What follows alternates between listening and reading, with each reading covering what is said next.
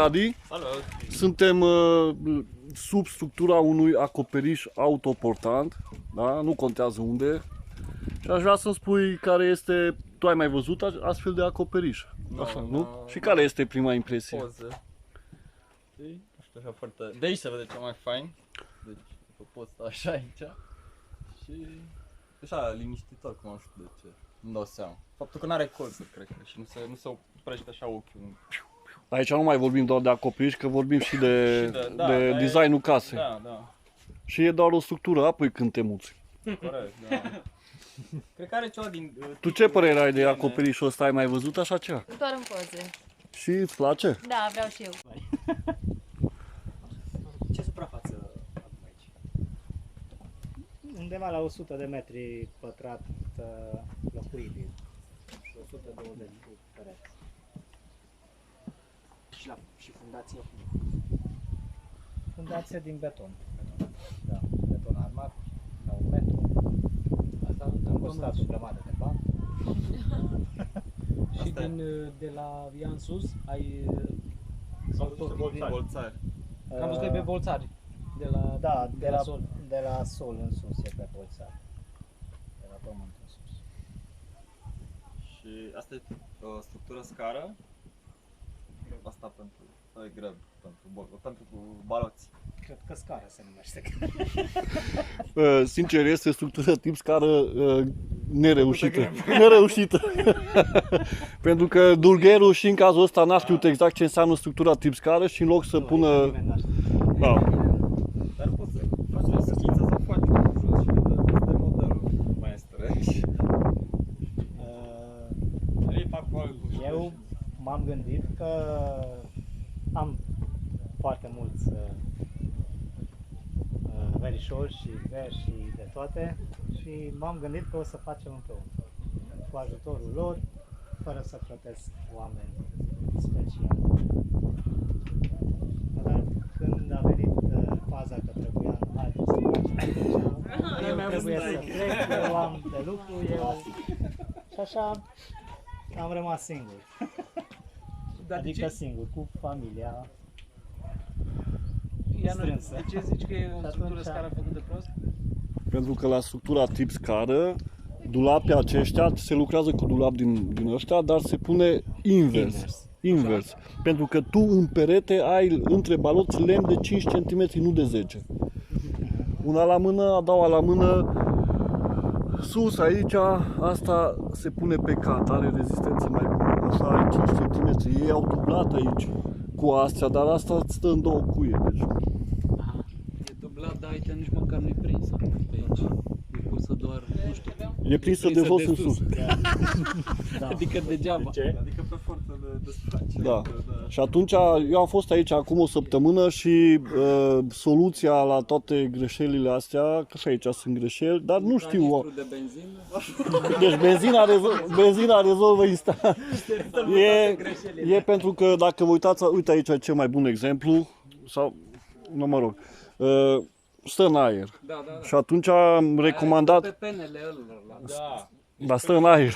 Pe pană de vânt. Da, și atunci eu am recomandat că oricum ajută și la presarea baloților, fiind structură organică, am recomandat să pună... Sub ea trebuia stâlp. Sub fiecare tăietură trebuia stâlpul fix sub ea. Da, și asta am recomandat să pună scări sub fiecare și atunci ajută și la presarea baloților, mai ales că vorbim de formă organică, pentru că în momentul în care pui doi baloți, se împing una pe cealaltă. Între fiecare, da. Au făcut la 2 baloți. Eu am zis să facă la câte unul fiecare, că e o investiție de 1000 de lei în plus. Un metru cub de material ce intră între, da. Acoperișul din ce îl faceți? Adică învelitoarea. Acoperișul e gândit să fie acoperiș verde. Gata, m-am cucerit. Vreau să mai venim aici. Poți să rămâi să-i ajuți. Așa? Când am auzit prima dată de acoperiș verde, eu tot mă reîntorc la bani. Da. Pentru că aia sunt cei mai puțini. No. Și m-am gândit că o să fie ceva foarte ușor de făcut și ieftin. Dar acum când sunt în faza că ar urma acoperișul, îmi dau seama că costă mai mult Exact. decât un acoperiș normal din... Și riscurile sunt mult mai mari. Și da, trebuie făcut bine ca să fie bun, ca să reziste în timp. No, dar sper să reușim să facem. Dar rămâne acoperiș verde. Încă nu m-am dat bătut, nici de la baie, toată lumea și la momentul actual îmi zice încă pot să renunț la baie. La baie nu trebuie renunțat. Dar nu zici cu focul, nu? La baie nu trebuie renunțat. Eu să personal la fie acoperișul bine, verde m-aș mai gândi. Adică noi 2 zile am tot vorbit de acoperiș verde. Și aseară și mai urmează, cred, și seara asta. Cineva insistă. Da, ne-am gândit la izolație din lână, fără lână nespălată, așa cum e tunsă. Dar în căsuța aia am pus sub acoperiș lună și încă miroase din când în când. Atunci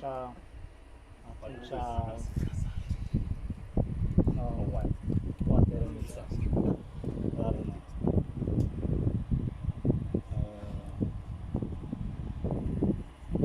Ideea de casă așa rotundă sau fără colțuri, când cu perechea mea care nu știu unde umblă, La o bere. când am vorbit prima dată de casă, am zis că eu am avut în copilărie un vis unde aveam o casă fără colțuri. Și de pe acoperiș mă dădeam cu săniuța până în jos. Și atunci mi-a arătat telefonul ei și poza de început la telefon. Era tot o casă rotundă, cu acoperiș verde. Și atunci am zis, nu, hai, trebuie să facem. Și zile întregi am stat, ne-am gândit cum să fie, așa. Încercam să desenăm noi, să schițăm noi casa, dar nu prea a ieșit. Și atunci am mers la un arhitect, Bolorotila, care e destul de deschis. Și așa, el a proiectat, el a fost, e ideea lui. Totuși mi se pare important de spus că Ceaba cu Nichi a fost la cel puțin 5 seminarii pe care le știu eu personal, că ați participat. Deci e important să te documentezi cât de mult posibil înainte. Deci construcția casei nu începe aici, începe mult înainte. Da. Deci în podea nu pui balot. Nu. Și aici ai ceva folie sau ce e sub asta? Sub asta, scânduri, Grins. Da. grins, pietriș, pământ, Pământ și atât. Beton numai beton numai pe Deci n-ai lateral. izolat. Este izolație. Nu am nimic izolație, o să am aici, o să, încă nu știu ce o să, poate plută. Da. M-am uitat zilele astea, e cam scump, dar oricum nu anul ăsta o să pun și până atunci mai o să mai umplu Mai izolația. 10 cm aici, nu? Cum? Mai înălțați 10 cm și după aia vine podeaua. Din plută nu cred că trebuie 10 cm. Așa am citit că e foarte bun izolator și la Da, este. și mai subțire, la 5 cm deja e super fain. Câți metri cu el? Câți metri cub?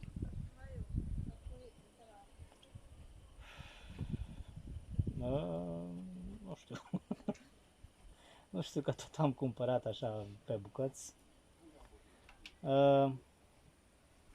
15.000 de lei am dat pe ei. Dacă socotim cu 800, să zicem, în medie, că am cumpărat și cu 7, și cu 750, și cu 900, Diferă la preț cel neprelucrat? 15-20 de întreg? ani. Cum? Diferă la preț față de ăsta neprelucrat? Nici asta nu știu. De obicei, da. La noi De cel obicei, puțin. da, dar La mine în zonă e jumătate de preț. am comandat și Chiar și- mai și puțin de n-am jumătate. întrebat.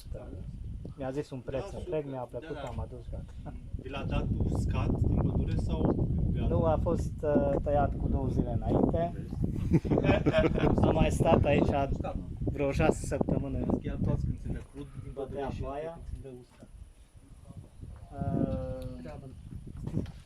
Așa că a fost foarte greu să ducem acolo sus pentru că era Ați avut macara probabil ceva? Mamă, 4 inch. asta că ai chinuit ceva. 4 inch din care niciunul nu era Schwarzenegger. Da, dar până stau ele singure trebuie să... Și a avut ceva structură, nu? Da, am pus o scară pe lateral, una pe mijloc și tot, de pe scară, de pe treaptă pe treaptă. Cum? Da, deasupra, da. Așa am comandat. Așa au venit. Da, așa au venit. Deasupra sunt plate? Da, Cum a avut? Toate? Nu sunt pentru asterală, bate Ca asterală. să poți să vină scândură pe el și ca să stea mai bine. Cum mă lăsați mijlocul? Puneți fereastră ceva? Deci acum sunt în faza în care încep să mă gândesc cum o să fie în mijlocul. Ok.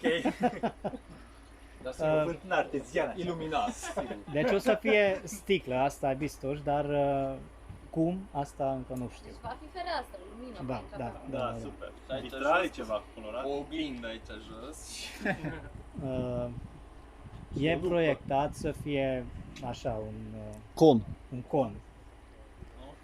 Dar așa cum am pus grinzile astea, ne place foarte mult și am vrea să lăsăm așa, dar nu cred că reușim. Pentru că cum plouă pe capătul grinzii, aduce ploaia chiar până înăuntru. Asta e la nivel.